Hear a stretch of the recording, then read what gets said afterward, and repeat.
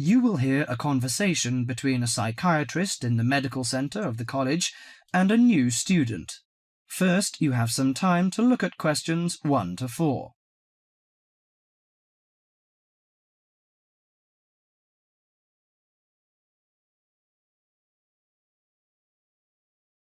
Now listen carefully to the conversation and answer questions 1 to 4.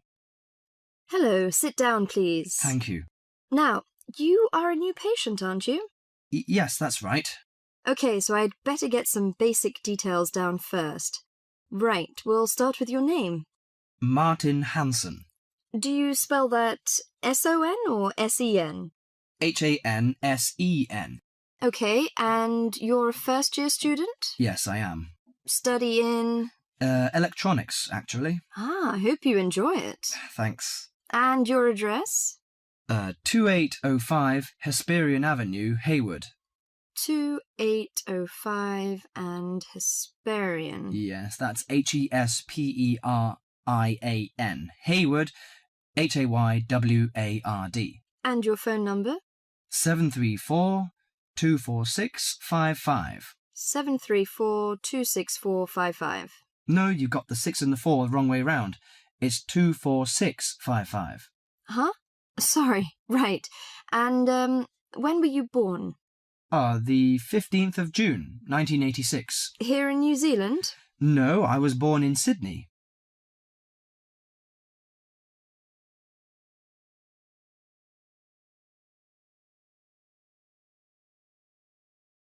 Before you hear the rest of the conversation, you have some time to look at questions 5 to 10.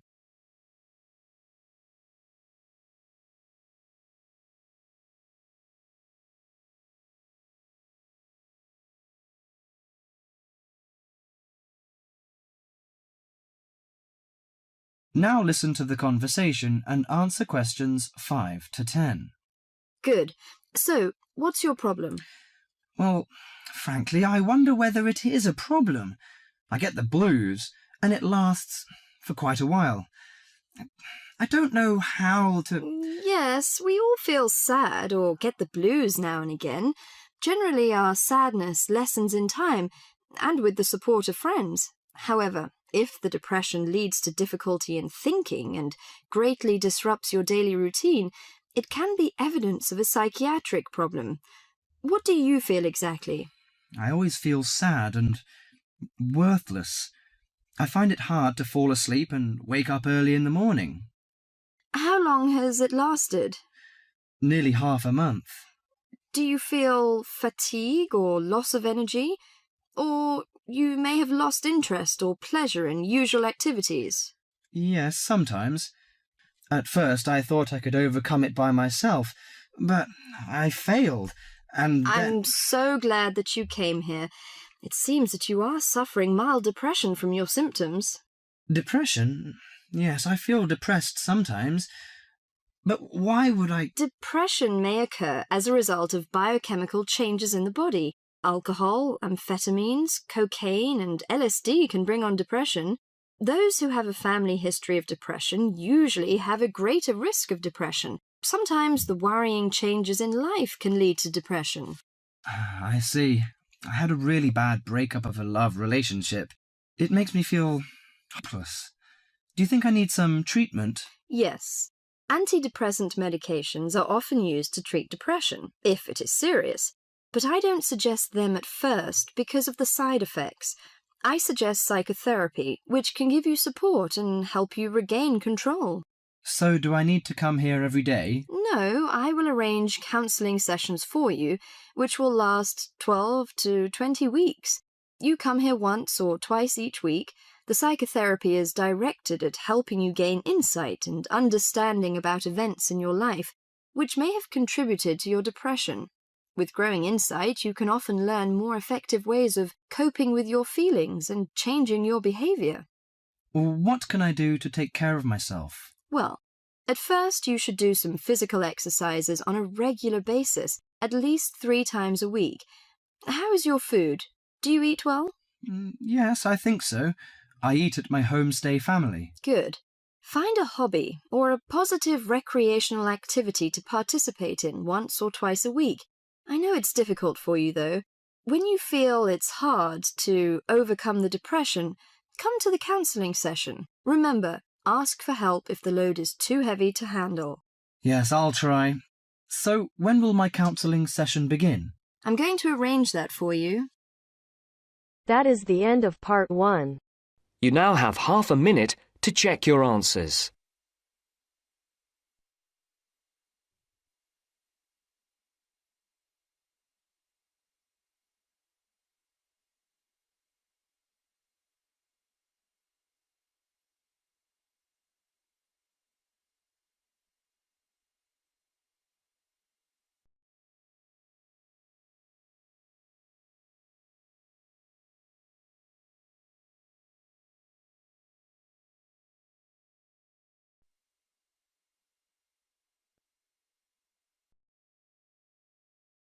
Now turns to part 2. Part 2. First, you have some time to look at questions 11 to 17.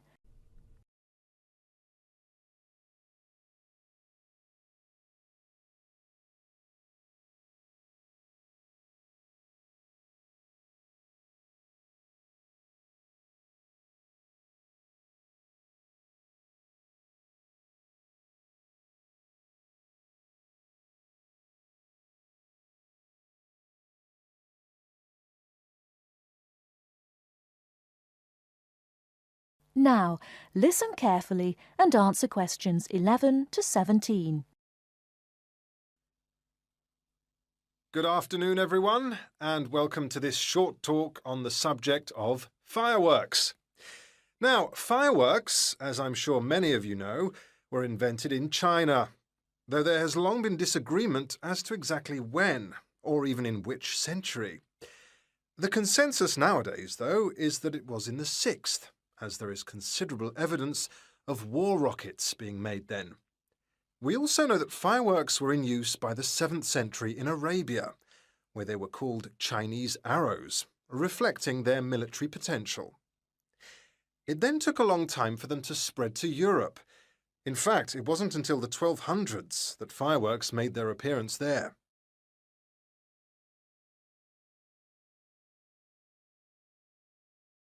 The basic ingredients of fireworks have changed little to this day. Their explosive capacity comes mainly from black powder, also known as gunpowder, which is produced from a mixture of charcoal, sulfur, and potassium nitrate. A modern aerial firework, the kind used nowadays in big public displays, not the small rocket type that you might remember from your childhood, is normally made in the form of a shell, often a sphere about the size of a peach. Inside the shell are a number of stars, surrounded by black powder, and running through the centre of the round shell is a charge that makes the firework explode when it reaches the desired altitude. This is known as the bursting charge. When this explodes, it ignites the outside of the stars, which begin to burn with bright showers of sparks. Since the explosion throws the stars in all directions, you get the huge sphere of sparkling light that is so familiar at firework displays. A shell of this kind is launched from a 75mm diameter mortar, which in some ways resembles the type used by the military. The mortar is a steel, or increasingly for safety reasons, shatterproof plastic pipe. This is likely to be 500mm long and sealed at one end. The other end is aimed at the sky, and at the bottom of the pipe, below the shell, is placed a cylinder containing black powder. This has a long fuse, which projects out of the tube. When this is lit, it quickly burns down to the lifting charge, which explodes to launch the shell. In so doing, it also lights the shell's fuse. The shell's fuse burns while the shell rises to its correct altitude and then ignites the bursting charge so it explodes. Before you hear the rest of the talk, you have some time to look at questions 18 to 20.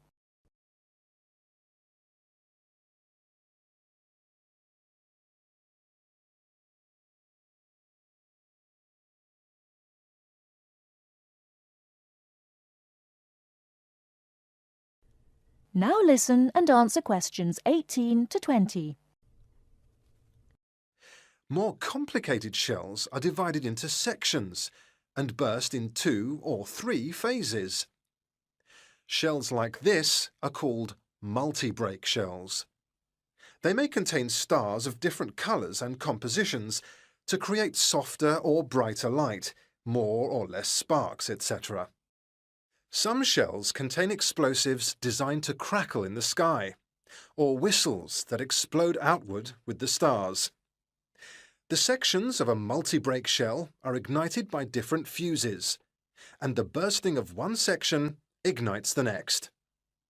The shells must be assembled in such a way that each section explodes in sequence to produce a distinct, separate effect. The pattern that an aerial shell paints in the sky depends on the arrangement of stars inside the shell. For example, if the stars are equally spaced in a circle, with black powder inside the circle, you will see an aerial display of smaller star explosions equally spaced in a circle. To create a specific figure in the sky, for instance a heart shape, you create an outline of the figure in stars inside the shell. Then you place explosive charges inside those stars to blow them outward into the shape of a large heart. Each charge has to be ignited at exactly the right time, or the whole thing is spoiled.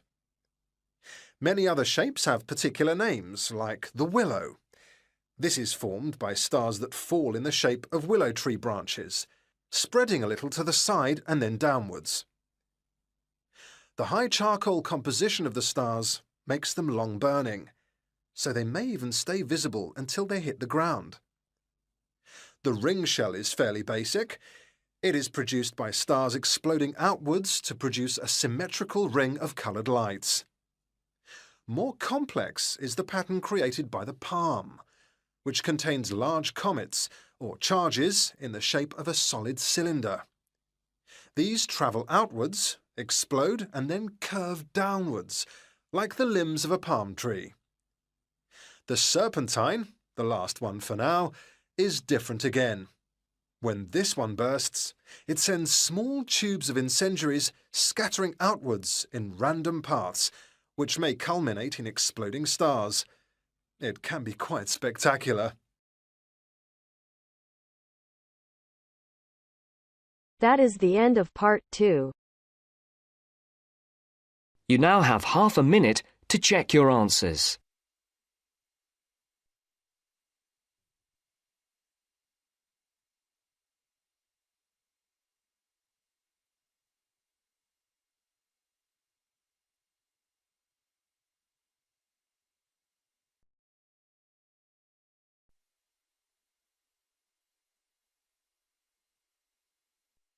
Now turns to part 3.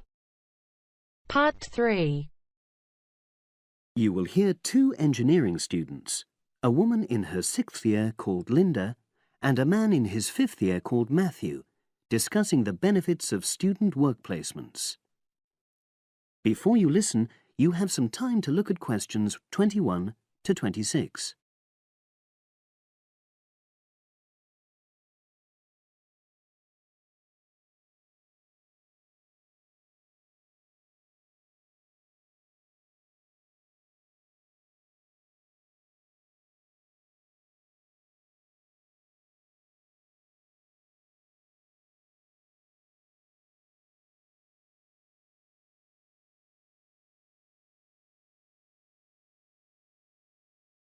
Now listen and answer questions 21 to 26.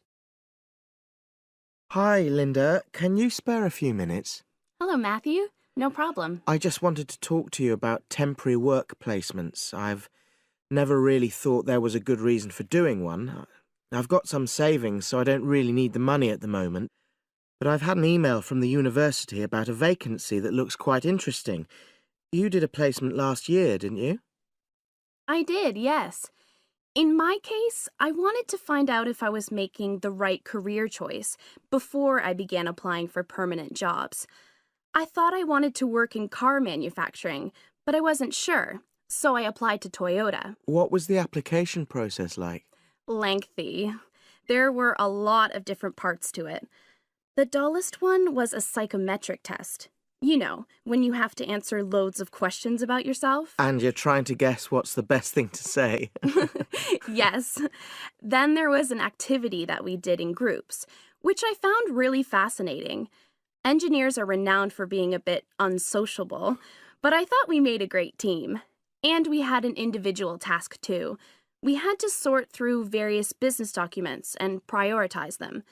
It was just like what you have to do as a student, really, just with different content. What exactly were you doing on the placement? I was helping to design some diagnostic software to identify any waste in the car assembly process. Do you mean waste of materials? No, time. Anything that can speed the process up helps to cut costs. How did the work placement compare to being a student? Was it hard work? Yes, it was. I'd had full-time work before. I've done various unskilled jobs during university holidays, and some of those involve long hours. So I thought I'd find it easy. I was wrong, though. I think when you're on placement, you're always trying to prove yourself. So you push yourself hard to succeed? Yes.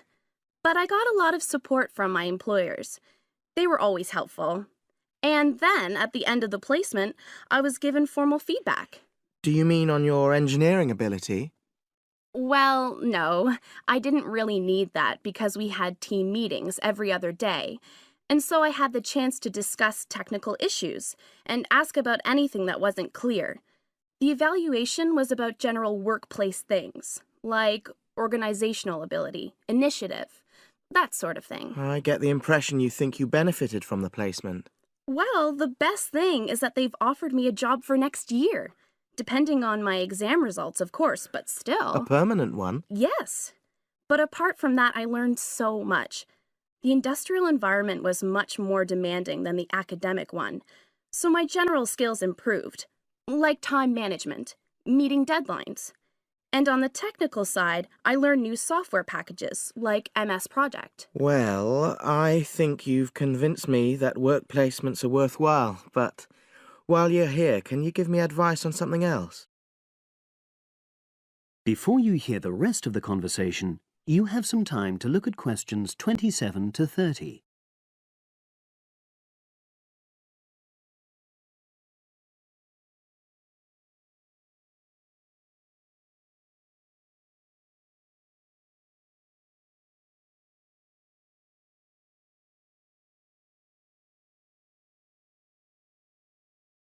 Now listen and answer questions 27 to 30. I'm about to make a start on the engineering materials module, and I've got a book list here. Can you have a quick look and tell me what you would recommend? That's if you can remember. Let's see. I do remember some of them. Yes, this one, The Science of Materials.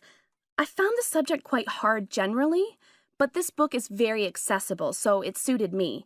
It doesn't cover everything, though. What about this one then? Materials engineering. Oh, yes. I do remember that. But it's a bit out of date now, isn't it? Unless it's a new edition. I don't think so. But what I liked about it were the pictures. They really helped to understand the descriptions. It's useful just from that point of view. Let's see. What else? Oh, yes. That one there. Engineering Basics. I think out of all these, that's got the widest coverage. But I've looked at the contents page and it hardly mentions nanotechnology. Yes, you're right. The evolution of materials does, though. It's a recent publication, so it covers all the latest developments. It's a bit thin on the 1960s, though, and that decade was quite important. Well, it sounds as if they all complement each other in some ways. I don't suppose you can lend me...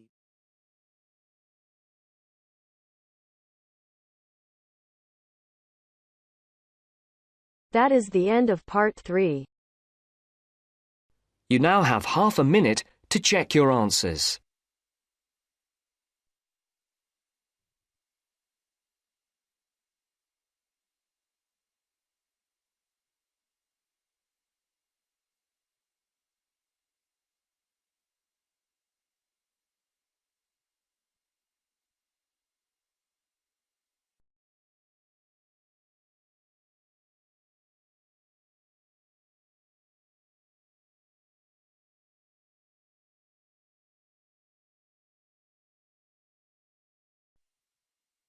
Part 4. You are going to hear a lecture about dorm rooms. First, you have some time to look at questions 31 to 40.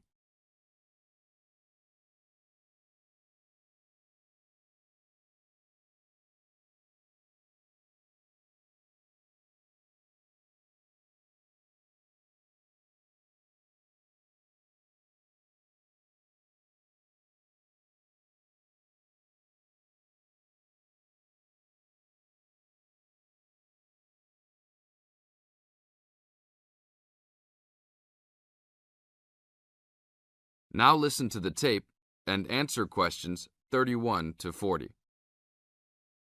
Welcome to your new home for the upcoming year. These dorm rooms are among the best in the nation and are the newest ones at this school. So I hope you will all learn to appreciate them and take good care of all the facilities here.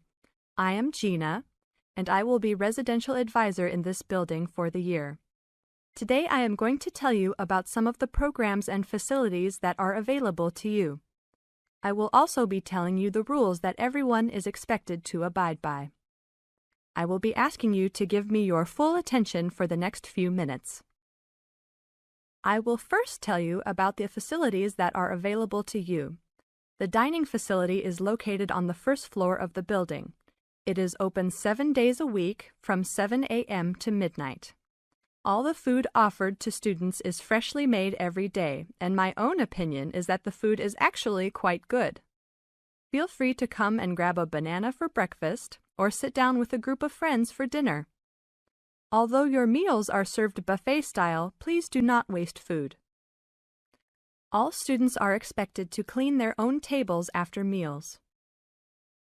In the basement of this building, there is a gym and recreational hall. The gym has workout equipment such as treadmills and weight sets. In the recreational hall, there are ping pong tables and a pool table for student use. You must sign in when using this equipment, and you will be held responsible for any damages or losses. The gym and recreational hall are open daily from 10 a.m. to 10 p.m. There is a kitchen located on the second floor of this building. Your dorm key will open this door. Inside there is a refrigerator, a microwave, an oven, and a stove. This room is open 24 hours a day, 7 days a week. If you decide to cook a meal, please be considerate to all the students and clean up after yourself. You can use some food in here, but please do not make a mess. Some students do end up having their food eaten from the fridge, so be careful. Don't leave anything that looks like it tastes really good. Do not leave pots and pans lying around in the kitchen. Please store these in your room. There are many programs being sponsored by our building this year. One of the most popular is our Saturday morning outings. In the past years, these trips have included going fishing, hiking, cycling, ice skating, and even going to the beach. There will be a listing of scheduled events coming out soon. The university sponsors these trips, so transportation will be provided. However, there are usually some costs associated, though they are usually minimal. Our building also has a volleyball team. All students who live in this building are welcome to join. Last year we won first place in the dorm league. Please sign up at the front desk if you are interested as soon as possible, as there are only 20 spaces available based on a first-come, first-served rule. The last things I want to talk about are the rules of our building. I know rules can be boring, but they are necessary to ensure the welfare of everyone living here. First, noise levels must be kept to a minimum after 11 p.m. Many students have early classes, so for those of you that have the luxury of sleeping until 10, please don't stay up late making lots of noise. Secondly, all visitors must sign in at the front door. Even if you have friends that are regular visitors, they must still always sign in. This rule is to prevent theft and robbery from occurring. Thirdly, alcohol and drugs are not permitted in this dorm in any place or at any time. Lastly, just be safe and have a great time. University is the greatest time of your life, so make the most of it. Thank you all for your attention. That is the end of part 4. You now have half a minute to check your answers.